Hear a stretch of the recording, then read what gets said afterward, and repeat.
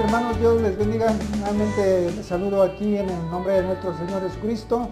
Aquí seguimos transmitiendo y reciban saludos. Que Dios les siga bendiciendo allá en sus casas, en su hogar. Y hoy vamos a meditar la palabra de Dios en Hechos capítulo 1, versículos 12 al 26. Puse este título, Pasos para el llamado de Dios. Este llamado de Dios aplica tanto para un individuo como para una congregación o incluso hasta la familia. Así que vamos a ver aquí lo que sucede en el capítulo 1, versículo 12. Dice: entonces, volviendo a Jerusalén desde el monte que se llama del Olivar, el cual está cerca de Jerusalén, camino de un día de reposo. Y entrados subieron al aposento alto donde moraba Pedro y Jacobo, Juan, Andrés, Felipe, Tomás, Bartolomé, Mateo, Jacobo, hijo de Alfeo, Simón el celote, y Judas, hermano de Jacobo. Todos estos perseveraban unánimes en oración y ruego con las mujeres y con María, la madre de Jesús, y con sus hermanos.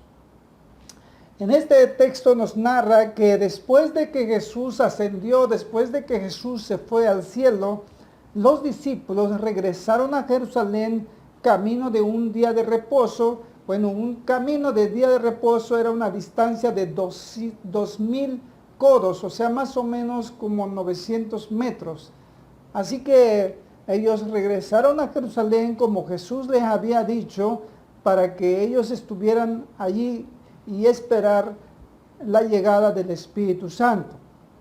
Y dice, ellos entraron al aposento donde dice que vivía Pedro y Jacobo. Y entonces allí oraban. Dice este texto, todos estos perseveraban unánimes en oración. Ellos sabían que tenían que cubrir un espacio que había dejado Judas Iscariote, y ellos tenían que buscar a alguien más para cubrir ese espacio. Y mientras esperaban el Espíritu Santo, ellos se pusieron a orar fervientemente, porque eso es lo que dice la palabra de Dios allá en Mateo capítulo 9, versículo 38, cuando Jesús dijo: rogad al Señor de la mies que envíe obreros a su mies. Los discípulos habían entendido que primero había que orar, había que pedir a Dios, había que ponerse de rodillas para que entonces ellos pudieran saber la voluntad de Dios, quién tendría que ocupar el lugar de Judas. Así que esto se aplica entonces tanto a las personas, porque las personas estaban ahí, esas personas o uno de ellos que iba a ocupar ahí estaban dentro de ellos, pero también la iglesia, el grupo de los apóstoles estaban también orando. Así que esto tiene que ser así. Todos, dice, unidos, estaban orando con esta actitud de unidad.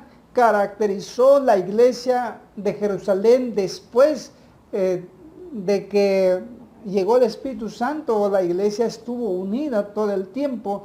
¿Por qué? Porque la base, así comenzó, los discípulos estaban unidos, estuvieron orando y dice, ellos perseveraban, continuaban en esa oración. Tanto hombres como mujeres estaban orando para saber la voluntad de Dios, quién ocuparía el lugar. Así, de la misma forma, una iglesia, una misión debe estar orando cuando el siervo de Dios falta, o cuando algún líder hace falta, o incluso hasta la familia, quien ocupe el lugar que ha dejado algún papá, alguna persona importante o algún líder, quien lo va a ocupar. Siempre tenemos que orar. Esta es una enseñanza que nosotros debemos de tomar en cuenta para el liderazgo de la iglesia, para el líder de la familia, y todo esto es importante que nosotros debemos de hacer. Así que el ministerio que tenía que ocupar uno de estos hombres era grande, porque los 11 discípulos estaban allí y tenían una gran comisión que cumplir. y estos tenían que llevar el evangelio a todo el mundo, pero faltaba uno y eso tenían que cubrir. Así que el llamado de Dios debe estar orando tanto el individuo como la iglesia, como el grupo o la misión o el lugar donde va a ser enviado. La siguiente cosa que encontramos es que hay requisitos que tiene que cumplir. Dice el versículo 15, dice: en aquellos días Pedro se levantó en medio de los hermanos, y los reunidos eran como 120 en número, y dijo: varones hermanos, era necesario que se cumpliese la escritura en que el Espíritu Santo habló antes por boca de David acerca de Judas, que fue guía de los que prendieron a Jesús, y era contado con nosotros y tenía parte en este ministerio. Este pues, con el salario de su iniquidad, adquirió un campo, y cayendo de cabeza se reventó por la mitad, y todas las entrañas se derramaron. Y fue notorio a todos los habitantes de Jerusalén, de tal manera que aquel campo se llama en su propia lengua Aceldama, que quiere decir campo de sangre, porque está escrito en el libro de los Salmos: se ha hecho desierta su habitación, y no haya quien more en ella, y tome otro su oficio. Eso quiere decir, mis hermanos, que aquí había un requisito, pero el requisito tenía que ser basado en la palabra de Dios. Ellos tenían que analizar qué es lo que dice la palabra de Dios. Así es como la persona que es llamado por Dios en algún ministerio tiene que analizar qué es lo que dice la palabra de Dios. No se basa en los propios pensamientos o en el propio sentimiento, porque el sentimiento puede variar. Aquí no se trata de que lo que tú sientes o lo que yo siento. Aquí se trata de qué es lo que dice la palabra de Dios. Si Dios te ha llamado a través de su palabra, Dios te ha hablado a través de su palabra, entonces tú puedes estar seguro de que Dios te está llamando a algún ministerio o a algún lugar, a algún liderazgo. Dice este texto, entonces, deberían de analizar entonces la escritura. Lo analizaron, lo explicó Pedro, que estaba dentro de lo que había dicho el Salmo 69, 25 y el Salmo 109, versículo 8. Así es como describe aquí, y así lo entienden, que ellos tenían que saber lo que dice la palabra de Dios. Y entonces, cuando dice otro tome su oficio, entonces había que cubrir ese espacio. Y así lo hicieron. Entonces dice, otro de los requisitos que encontramos aquí, en el versículo 21 al 22, dice: es necesario pues que de estos hombres que han estado juntos con nosotros todo el tiempo que el Señor Jesús entraba y salía entre nosotros, comenzando desde el bautismo de Juan hasta el día en que de entre nosotros fue recibido arriba, uno se ha hecho testigo con nosotros de su resurrección. La otra cosa que encontramos aquí es que sea testigo de principio a fin. O sea, debe saber las cosas básicas como el bautismo hasta la resurrección de Jesús. Y ahora nosotros agregamos, debe saber incluso lo que dice la palabra de Dios acerca de su segunda venida de Cristo. Así que todo esto, mis hermanos, es un requisito que la persona debe saber, lo básico hasta lo más complejo. Una persona que ha sido llamado por Dios, por lo menos debe estar seguro de lo que Dios quiere o lo que Dios dice en su palabra. Entonces no debe tener ninguna duda. Ese es uno de los requisitos que ellos buscaron. Debe saber, debe testificar de ello. Obviamente que tal vez no encontraremos persona perfecta, pero debe saber lo básico. Y esto dice también significa, debe dar testimonio, de su conversión, debe dar evidencia de lo que ha vivido con Cristo, qué es lo que Cristo ha hecho en su vida, qué es lo que Dios ha hecho en su vida, cómo ha tenido su relación con Dios. Esto es muy importante para que las personas sepan exactamente lo que tienen que hacer para ocupar un ministerio, una misión que cumplir. Esto es un asunto de Dios. Así que si Dios te ha llamado para un propósito, para una meta, a algo, a una misión que tienes que cumplir, debes saber entonces las cosas básicas, debes estar orando, debes de analizar lo que dice la Biblia y debes de saber testificar de Cristo, debes de tener una relación con Dios. ¿Qué es lo que Dios ha hecho en tu vida? Eso tienes que compartir de lo que Dios ha hecho en tu vida. Dar testimonio de que Dios te ha llamado para ese ministerio. Debes estar seguro de que Dios te ha llamado para algún ministerio, para un servicio. Esto es importante para aquel que Dios lo llama. Es bonito servir al Señor, pero debes estar seguro de que Dios lo llamó. Y cuando Dios llama, no tienes por qué preocuparte porque Dios va a estar contigo. Y eso es lo que estas personas debían de saber, que el día que ellos ocupaban el lugar de Judas Iscariote como discípulo, como apóstol, entonces ellos estaban seguros porque eso venía de Dios. La siguiente cosa que encontramos es después de todo esto, después de la oración, después de la lectura, después de los requisitos, habría que dejar que Dios determine quién era la persona que debía ocupar este lugar. Dice el versículo siguiente, y señalaron a dos, a José llamado Barsabás, que tenía por sobrenombre Justo, y a Matías. Orando dijeron, tú Señor que conoces los corazones de todos, muestra cuál de estos dos has escogido, para que tome la parte de este ministerio y apostolado de que cayó Judas por transgresión para irse a su propio lugar.